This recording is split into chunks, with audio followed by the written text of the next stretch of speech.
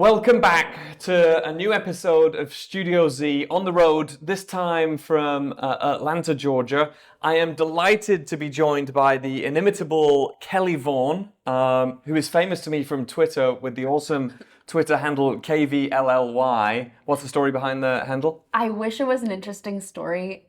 Kelly was taken, naturally. Okay. And so my last name starts with the letter V, so I replaced E with V. It's awesome. It's very Internet 2.0, like Flickr and, all of those. Art, the original TWTTR, absolutely. And somehow it works. Somehow it's it kind of really works.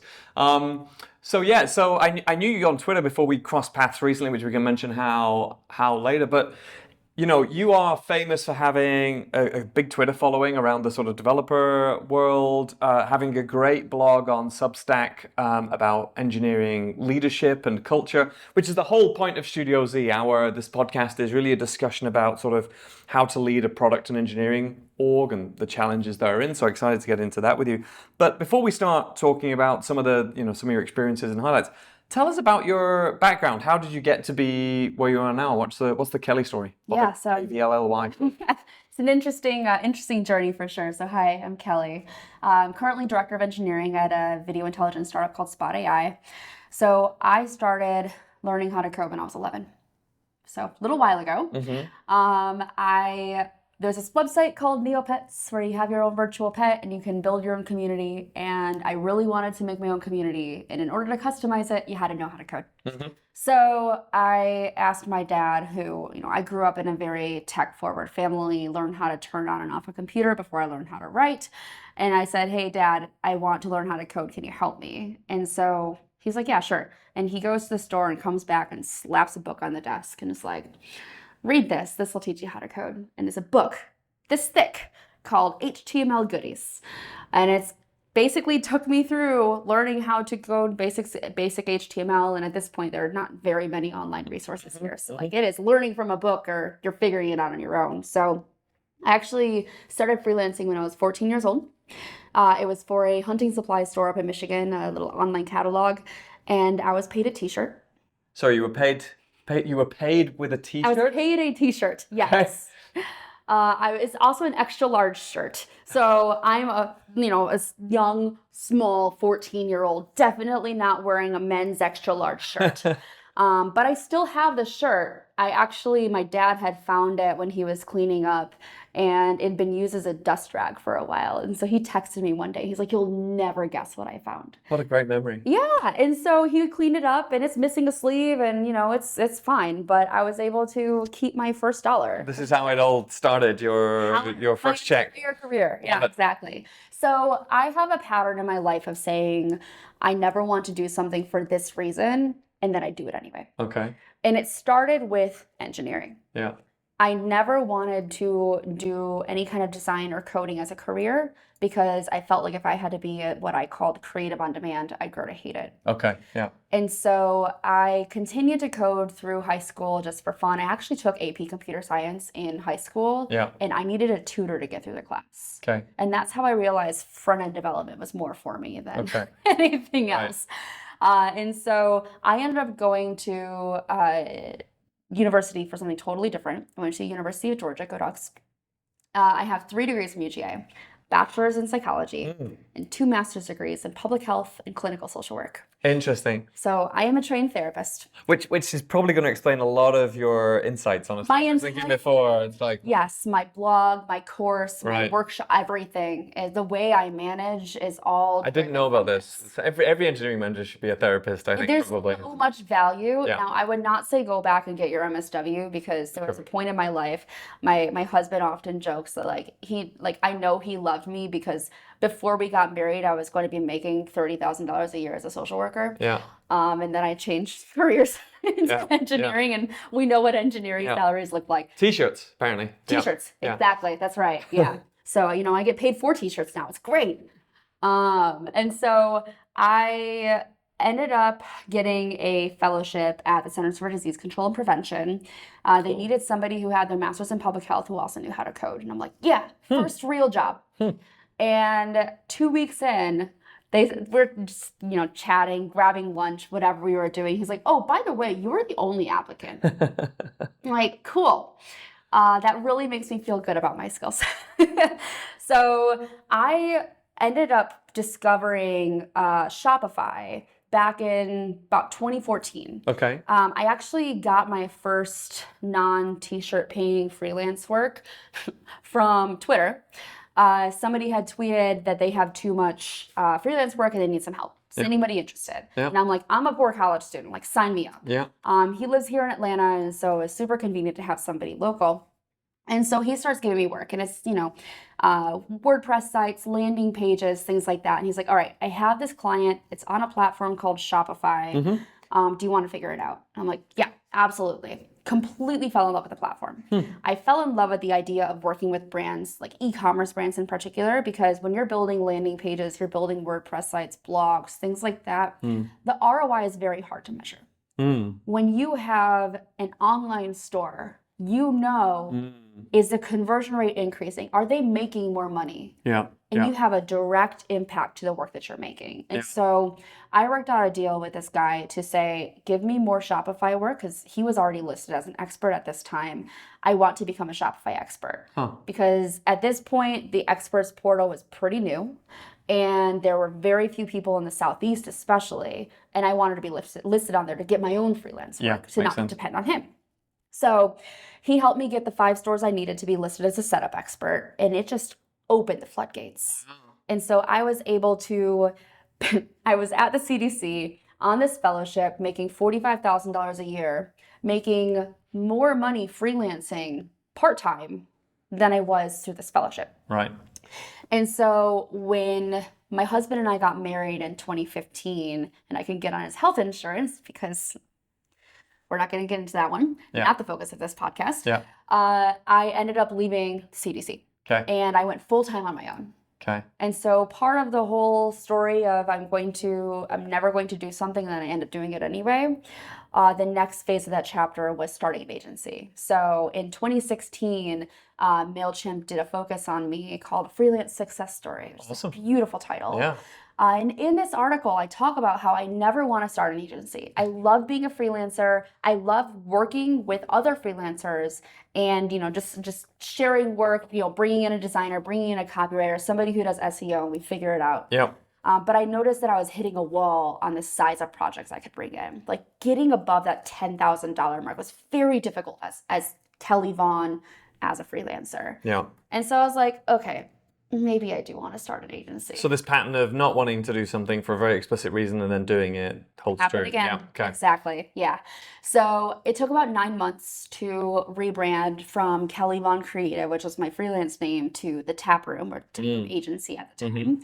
And so I relaunched as an agency in October of 2017. Okay. And then I started building the team, started hiring people. That was my first time having employees I was responsible for their livelihood. Wow. That's a lot. Big thing. It's a big thing. And I'm like, this is 2017. Like, I'm not 30 yet. And I'm hiring people, and this is okay, this is kind of fun, kind of scary, but I love it. I grow it to about 25 people globally. Wow. We're doing a comfortable 6 figures every year. Yeah.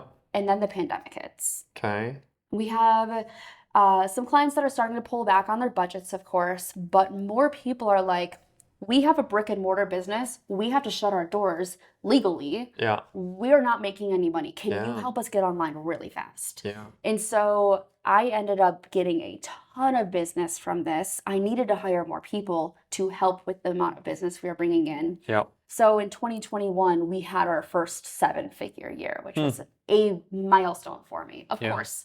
Your first $1 million is a really big deal. It ended up also being my most expensive year and my most stressful year. I bet. So early 2021, I kind of worked myself out of a job. In a sense, I was training up other folks at the company to start taking on more responsibility. And so I can just jump in on a sales call at the very end and be like, okay, now you're talking to the CEO. Let's close this deal. Yeah. But I ended up taking a 1-month sabbatical around May of 2021 because I just having a bit of an identity crisis. What am I going to do next? I feel like I've been doing this for 7 years and I'm not really growing anymore. And so during this 1 month sabbatical, I did what a lot of entrepreneurs do, and I started another company. So I co-founded a fintech startup focusing on gift cards. And this one, instead of being bootstrapped, we went the venture route. So we ended up raising a small round. We closed that in September, and we launched our MVP in October in the Shopify App Store. And so we were having a pretty good feeling that, we had the product market fit. We saw a need for this, like, let's just go full steam ahead. Yeah. And we ended up doing the mistake that a lot of early venture-backed founders do when we hire too many people. Yeah. And so we ended up in a point where I'm running 2 businesses full-time. Yeah. I've got a lot of people at the tap room. I'm accumulating a lot of debt because as we're moving up market, the time to close extends significantly, and one thing can break that contract. Yeah. Regardless of how we are, their business. The markets are starting to get really shaky in 2021. So true. Yeah. So I am overwhelmed by the trying to make payroll every single month for my team. And I've now hired too many people for the other startup. And so I hit this wall in early 2022. My husband had also joined this company. He left his company that he had been at for 7 years and joined my startup. And we're like, all eggs in one basket, and an early stage startup is high risk, obviously. And so we both make the decision that we need to make a change. And so I decide to wind down operations at the tap room, convert it into a consultancy, and I'm going to leave my startup. And so my husband reaches back out to the recruiting team that he used to work with at the former company and was like, by the way, my wife is also looking. And so I wrote a resume for the first time. Never had a real job before. And so I get paired up with a recruiter over there, and she's like, I have a really great opportunity for you. I said, let's go with it. And so she makes the calendar invite with the hiring manager, and I'm like, we follow each other on Twitter. And at this point, I have not made any comments about winding down operations, leaving my startup, nothing. And so I sent him a DM. I was like, don't say anything. He was so incredibly helpful because, as I said, this is like what I call my first quote unquote real job.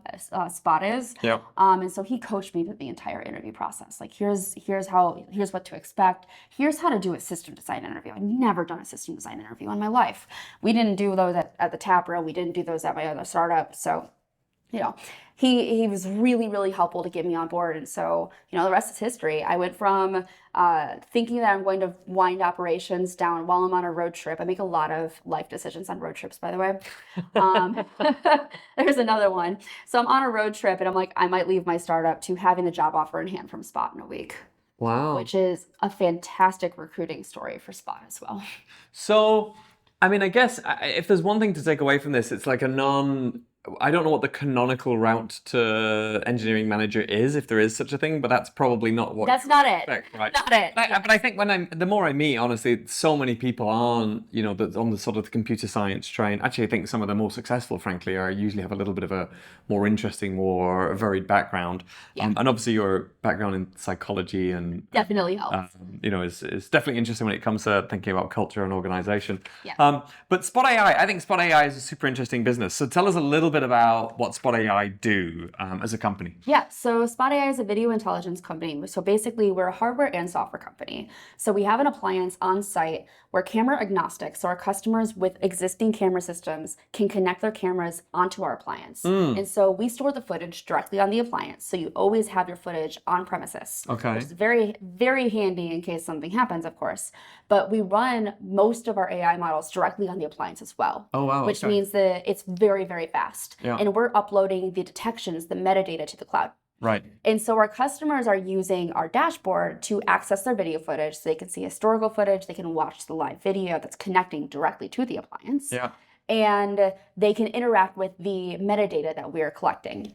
So this might be people detection, vehicle detection. If you're manufacturing, you might use, forklift detection. You can also take these insights and create dashboards, intelligence dashboards from it. So you want to say, I want to know how many people are present at this facility. If it's over, 2 people, tell me how many people. And you can actually get it's retroactive. So you set up this dashboard, so long as that camera's been running, we've been collecting that data for you.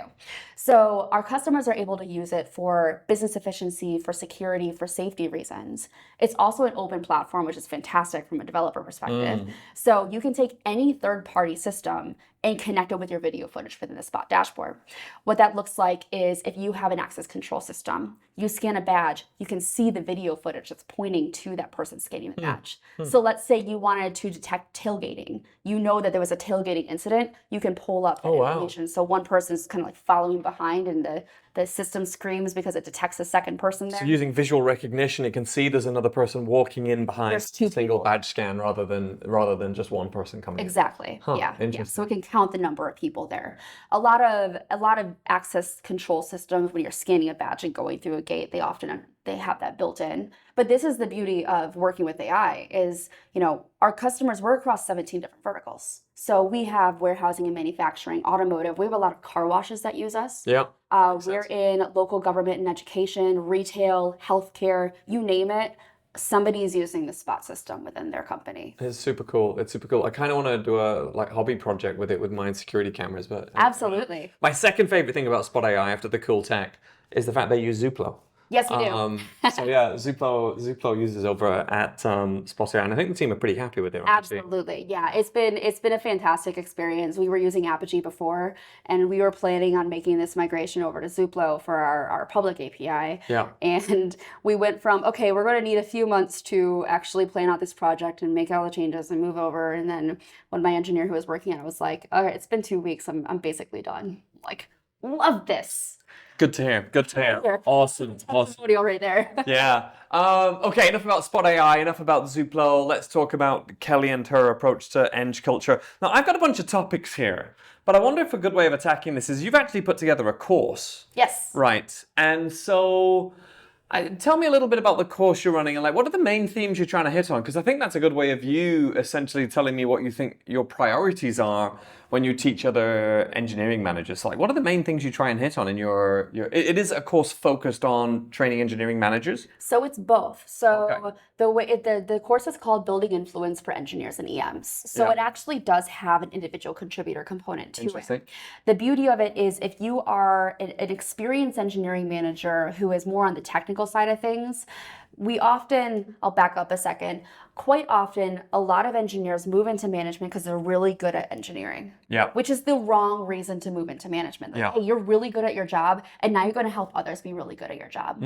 Those are two different skill sets. Yeah. And so a lot of people are lacking the training they need to be an effective manager, an effective leader for their team. So I talk a lot about building influence, and building influence within an organization, regardless of your job title, means that you're building trust. You're able to have difficult conversations. You're able to really understand resource allocation in the business, context, why you're building what you're building, why others are building what they're building, and how it all intertwines together. So this is what really inspired me launching this course. And we cover 3 areas. The first covers building a high performance team. So identifying within your team who's a high performer, who's a medium performer, and who's a low performer. And it's a spectrum. Okay. So you can move from one to the next depending on life events and how to identify that and how to best support your team. We also talk deeply about one-on-ones. One-on-ones are often done very wrong within a company, that they're just like project updates or they don't happen at all. And so we talk about how to structure a one-on-one to be very effective. And the reason why I just gave this to a larger audience of mix of ICs and engineering managers. And the reason why it's so beneficial is they can see how an engineering manager thinks, and an engineering manager can remember what it's like to be that IC and see it from the other perspective. And so the IC can really influence change within the organization by saying, these things would be really beneficial for me, so let's start doing that. So we also talk about quarterly development planning, which is different from a performance review. This is it's a every 3-month check-in on what am I really proud of? What am I going to be working on next? What would I really like to focus on? And where am I concerned? Where do I feel I'm weak? And how am I feeling about the company in general? It's a really great time. I always say this is a really great time to update your resume. Okay. Because you never know, especially in this landscape, what's going to happen. And so if you always have an up-to-date resume, you're not stressing about, oh yeah, I need to also do this and look for a job. Right. So that's the first module. Okay. Okay, cool. The second module covers conflict. So this is a fantastic topic because conflict is often very difficult to handle within an organization. When I say conflict, I'm not talking about like actually arguments with people. This can be as simple as which type of data store do we want to work with? Yeah. Or which path do we want to go down for this project? Which do we want to build or buy? And so we talk through how to manage conflict within two people on your team, with you and one of your direct reports. We talk about managing up, which is something a lot of people struggle with. And we also talk about your peers. So working with other engineering managers, working with your product manager, how to advocate for your engineering team and bring in those very technical, like tech debt type work that is really difficult to explain the value of when somebody's like, this feature would bring in this much money. Yeah. So that's the second module. And the third module is all on feedback. So we talk about reframing what feedback looks like, break a lot of misconceptions about feedback. And then we walk through a framework that I put together for delivering feedback. We talk about making sure you're in the right state of mind to be giving that feedback and that they're in the right place to be receiving that feedback. We talk through how to make sure it's actually effective feedback. Is it relevant? Is it recent? Is it backed by examples? And is it about the action and not the person? And then we talk through how to have that dialogue with somebody around, hey, I've just given you this feedback. How do you feel about it? Yeah. And how to revisit that conversation, because people get really heated. Nobody likes getting bad feedback. Nobody really likes hearing something negative about themselves, but some people are better at receiving that feedback than others. Yeah, definitely. And giving feedback is definitely a skill you have to build. Yeah. And so we talk both about the skill of like building the skill of giving feedback, but also how to gracefully receive feedback, especially when you get feedback that is very much damaging to you, that you feel like this is a personal attack on me. But we also talk about like, this isn't relevant to me. So how do you kind of brush it off and just focus on, let's move on. Thank you so much, and move on. Yeah. It's a very interactive course. So when you're taking this course, you have to participate. You're going to bring up your own life examples, your own work examples, and you're going to talk amongst your group or within the cohort about it. When you say interactive, what's the format of the course? It's like, is it regular Zoom meetings or something? Or like how do you deliver the training? So I have a few options. I could do it virtually, and I've done it virtually in the past where we're just on Google Meet, and let's say there's 8 or 10 people on this group. Okay.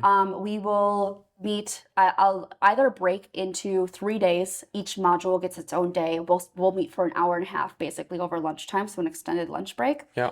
Or I'll deliver it all in one day in about 4 hours. Okay, wow. But I can also do larger groups as well. So I just gave 2 workshops with the same course content with about 50 people. Very cool. And so each table, about 6 or 8 people were able to talk amongst themselves. And then I'd walk around and hear them, and they'd share with the greater group as well. Okay, awesome.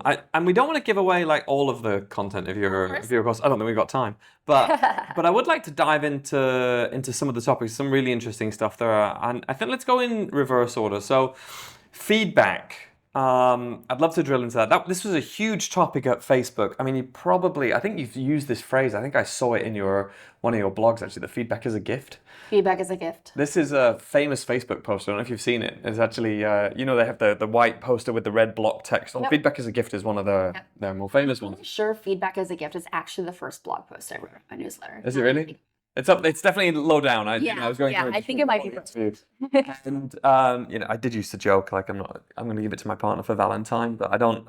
Anyway, But no, it's actually really interesting because I think one of the hard things is setting yourself up to have that hard conversation with someone. Like so often it's just easy to avoid it. There's this phrase like running into the spike and how it's often easier. Like, how did you get good at doing that? Like just going ahead, you've got this feedback to give to someone, but it feels awkward, and getting over that hump of actually delivering the feedback. Like, how do you get in the right mindset to do that?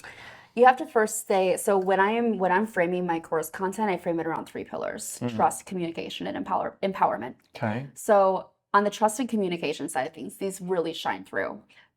Have you built up trust and rapport with this individual to be able to give them feedback in the first place? Okay. Do you feel like you could have a conversation with them? So start there. I would not go in hot being like, hey, we just met for the first time. This is what you need to do better. Yeah, sure. Like, is this actually the right time to be giving this feedback? Yeah. And so start there. What does trust feel like though? Like how do I, I mean, so obviously Yeah. not in your first meeting. I'm not gonna, Of course. I probably don't know you yet or have any feedback for you yet. But we've been working together for a while. How do I know if I've built up trust? Hopefully you're talking to them regularly to some degree where you can sense that trust. How are your conversations surface level? Yeah. Are they purely about work? Or are you able to have like a slightly deeper conversation? Got it. And if you're working with somebody, also going to depend, is this like a direct report Yeah. or is this a peer? Yeah. Because the different kinds of conversations you have are going to change as well. Yeah. And so that's a really good sign that you've built up trust. Are they coming to you for anything as well?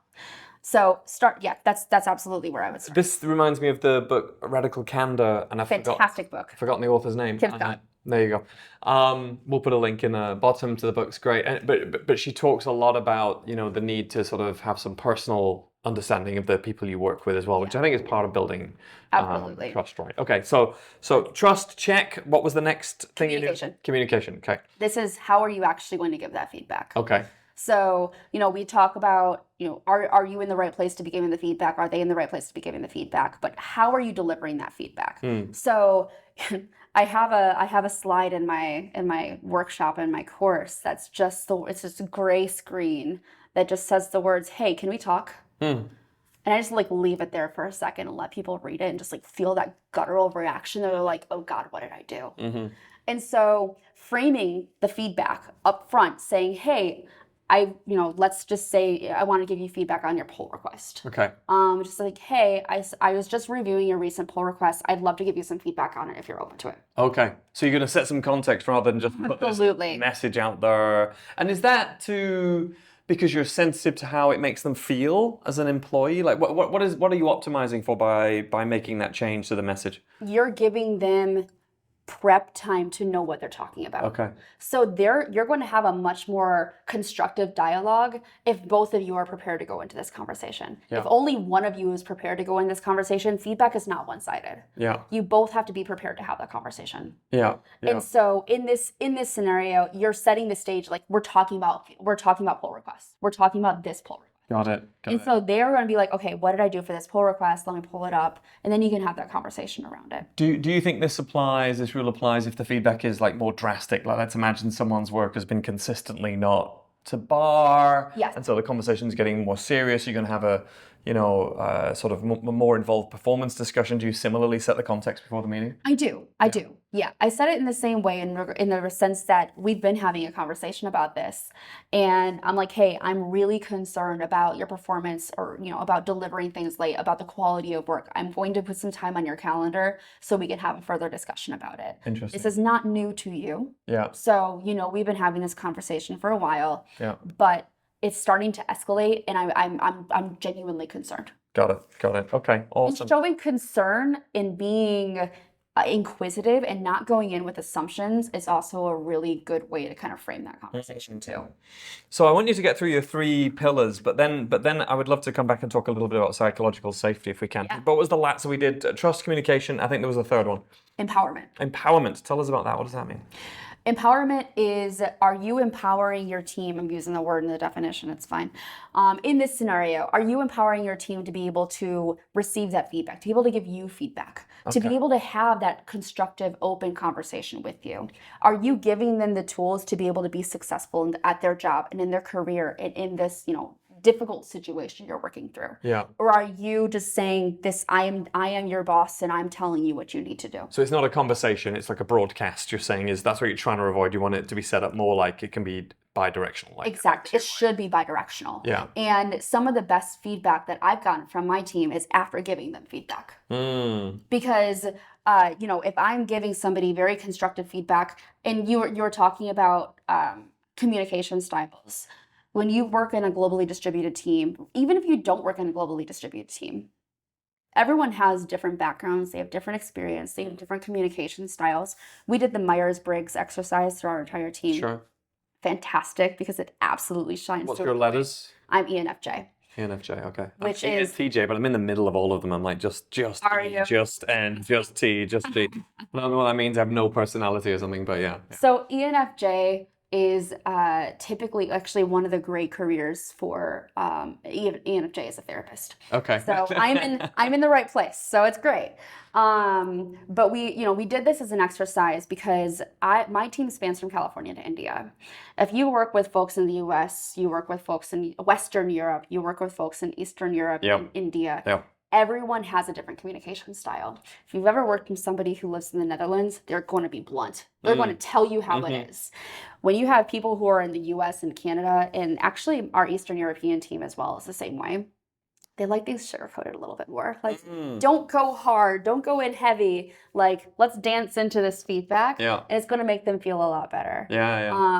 But, understanding who you're talking to and their communication style will have a more effective dialogue. So if I did not, in a more recent example, I did not properly set the stage. I made an assumption with them that they're in Western Europe. I'm going to speak to them because they're in Western Europe. I'm going to mirror their communication style. And when I did that, they're like, whoa, they were not prepared for that. And so we ended up having a conversation afterwards, a debrief on our feedback. It was feedback on your feedback. So we're getting very meta here. And they explained this to me. And so we addressed that assumption and they're like, oh, okay, that makes a lot more sense. So now if I give them feedback, I can give it in that manner that matches how they communicate. And they're not going to think like, whoa, they're coming in hot. They're going to give it right back to me the same way. Yeah, makes sense. I want to drill into that in a second, but one thing I want to call out is, I don't know if you've seen this, but there's a fantastic chart in Harvard Business Review, an old one, of, I think on the horizontal axis, it is, we'll call it a culture. It typically names countries. Interest in having small talk versus not having small talk. And being confrontational versus not confrontational. And they place different folks on the map, and, this is HBR doing this, not me. So send your complaints to Harvard Business Review. But like in the top, the sort of no time for small talk, most conflict friendly is Israel and Russia are high up there. I know this, having managed a team of Russians at Microsoft. And then, the UK is a little bit like softer center left, which is my background. Obviously, US is sort of there as well. Japan far in the bottom left corner. But it speaks very much to what you're saying. We'll pull that up on a graphic. Hopefully you can see it now. But then actually, I want to go into this idea of you getting feedback when you're giving feedback, because you also mentioned something else that's really interesting about how to receive feedback gracefully. This was also a big topic at Facebook, and something how many times can we say the word feedback here? I got feedback on that I didn't always take feedback very well. It was like a growth area for me. And so I think one of the things I learned to do was like sit on my hands and just like listen and just like take it in and not push back, or certainly not be seen to deflect the feedback in some way by taking issue with how the feedback was being delivered, maybe. So how do you square the circle though? Like, receive feedback gracefully, but also be open to a two-way conversation. How does that work? So I say two things. First, if you don't understand the feedback, ask clarifying questions. It's okay to say, I'm not really following. Can you provide an example of when I did this? That is not being defensive. If you don't agree with the feedback, don't get defensive. And this is what a lot of people have a tendency to do. They go in hot because they either are not ready to receive this feedback, or they just don't agree with it. Or as you said, you're not good at receiving feedback. And so just naturally, it's hard for you to actually accept that feedback. And so, things like sitting on your hands and not actually sometimes you physically need to change what you're doing. But sometimes it's just going to say, all right, we're having this conversation. It's going to be a difficult conversation. Like, I am your manager giving you feedback that I know you're not going to receive well. What I'm going to do is say, hey, we're setting the stage about giving this feedback. I'm going to put time in your calendar in an hour from now. I'm going to give you this feedback, and then we're going to meet again in an hour. Got it.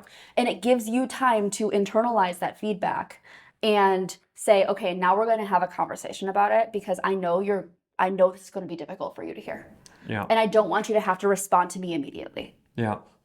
So I guess the key word there is gracefully.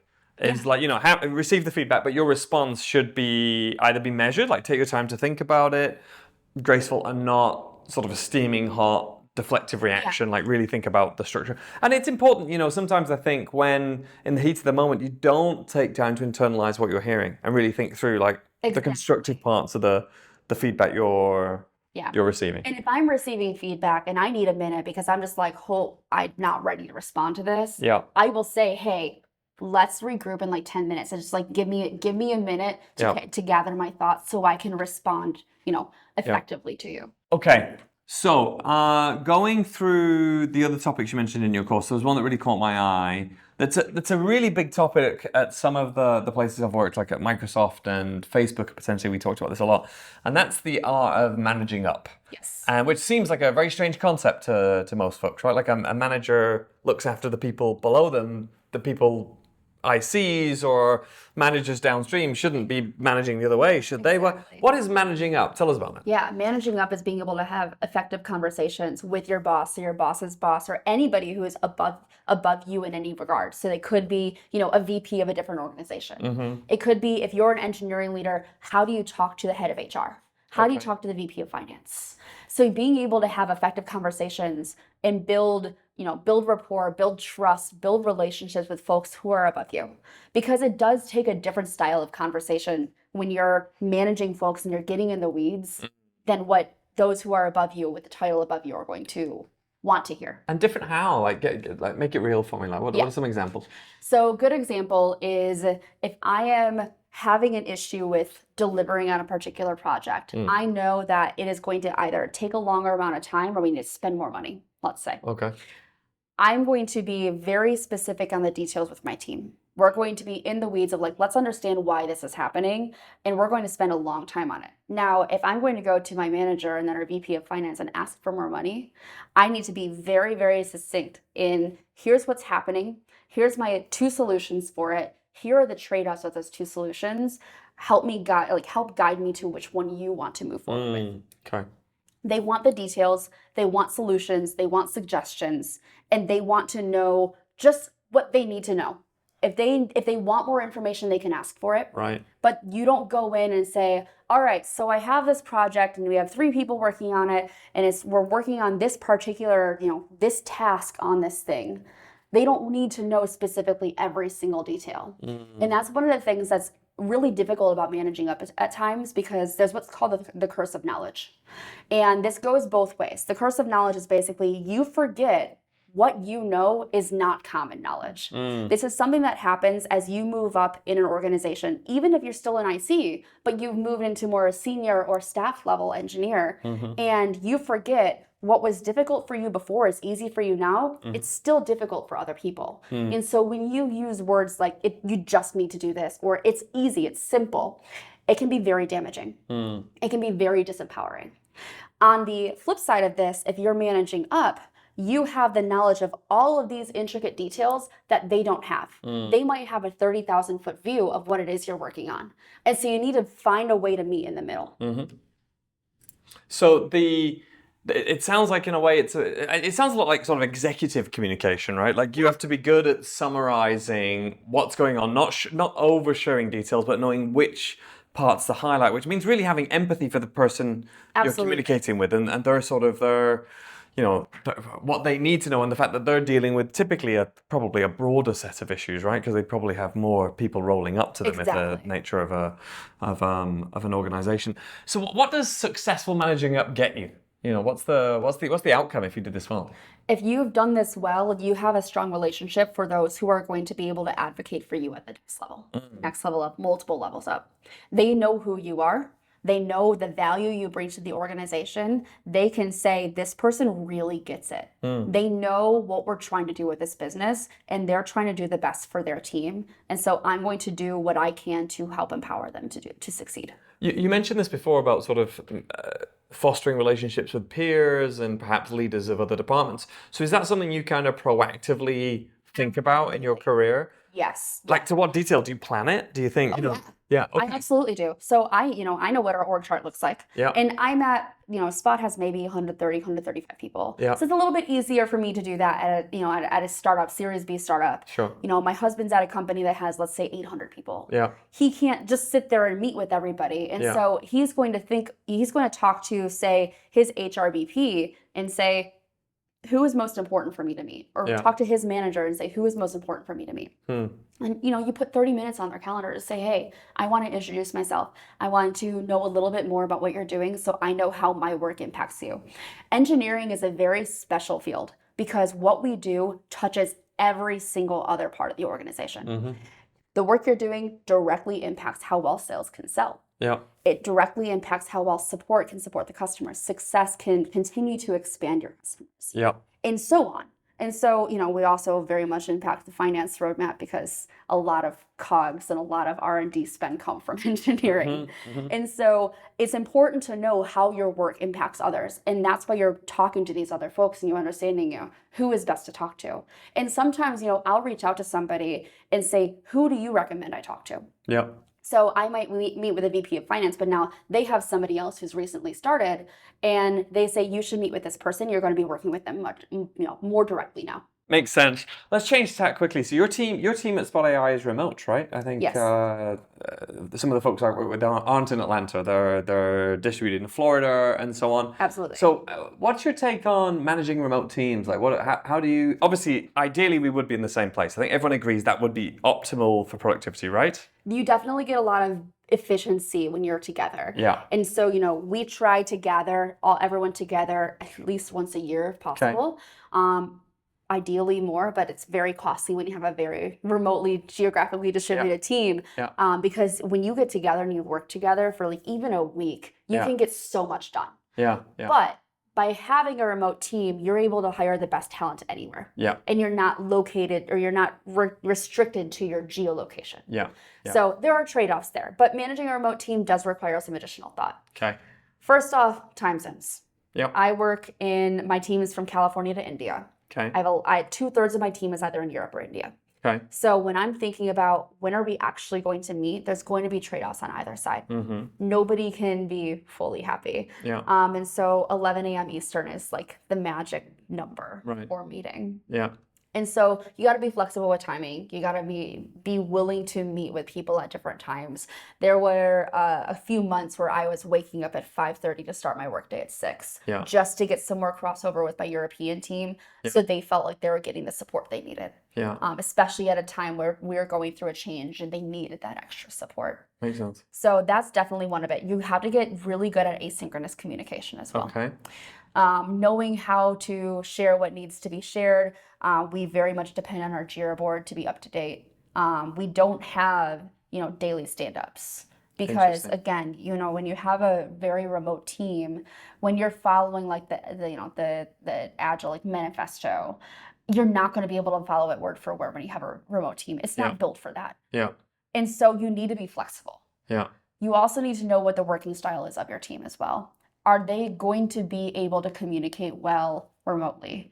Some people are much better suited to working in an office setting and working around other people. Some people work very well independently. What are some of the attributes you see there that identify someone as like being a good remote worker? Like what do you look for when you're interviewing, say, or?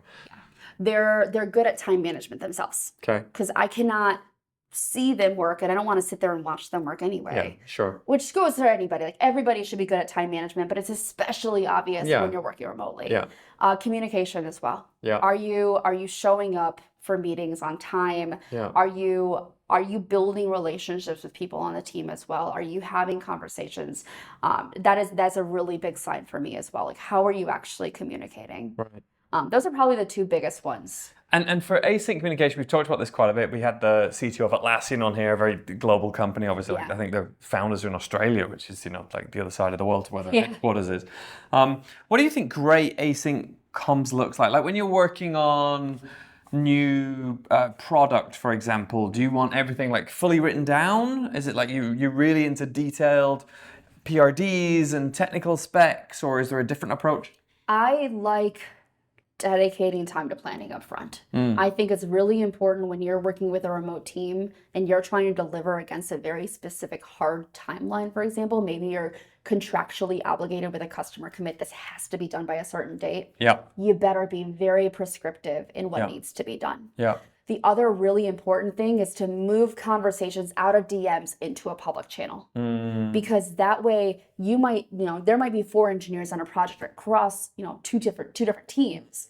if you're having two different sets of DMs, they're not seeing each other's conversations. And so nuance is going to be lost. Right. And assumptions are going to be made. You think they know, again, curse of knowledge. You think they're going to know what you know because you just talked about it, but you really have no idea. And so move those conversations from DMs into public channels, or at least like private project channels. Makes sense. I think little things like that, little tactical things like just get out of DMs quickly if it's something that should be shared more broadly. Awesome. Okay, last topic I think I want to pick up just quickly. I mentioned it before, psychological safety. So it's kind of coming back to feedback a little bit, and you mentioned like setting up, giving feedback frequently, it being recent and timely. How do you balance giving a lot of feedback in real time with keeping let's assume maybe you don't care about psychological safety. I'm making an assumption. Maybe Let me remind you that I'm a trained therapist. So but I shouldn't make any assumptions here. Of course. We've talked about this before. I guess in my view, especially in creative work, I think like feeling psychologically safe is important. I can't be creative. It can be a buzzword that people use as well. Interesting. Okay. So elaborate. What's your take on it? There are people who are like, oh yeah, we have a very psychologically safe and open environment for anybody to feel like they can talk about whatever it is that they want to talk about. When there's a lot of like judgment and back channel conversations happening, that makes it really not psychologically safe. Or the people who are saying this is a psychologically safe environment are not from representative backgrounds that tend to be the ones who are the most harmed by a psychologically unsafe environment. So is that like a hint of like avoiding things like passive aggression? Like there's no direct feedback, there's lots of passive aggressive sorts of behavior in an organization? Yeah, it's the use of like certain language within an organization. Okay. When you're saying words like crazy and insane, it can be very harmful for some people to hear that. If you're using words like, we've been shifting away from saying blacklist and whitelist to allow list and deny list. Those types of changes, they are small microaggressions that show up in a workplace where you have these microaggressions build and build and build and build until one day it just like explodes. It's a lot. Okay. And so that's why when I say psychological safety, I'm not just saying, hey, are you in a good place to have this conversation? It is a culture that you're building around psychological safety. Are we thinking through, what is the makeup of our team? Does our team look like the people who are actually building the product? Or does everybody look really homogenous?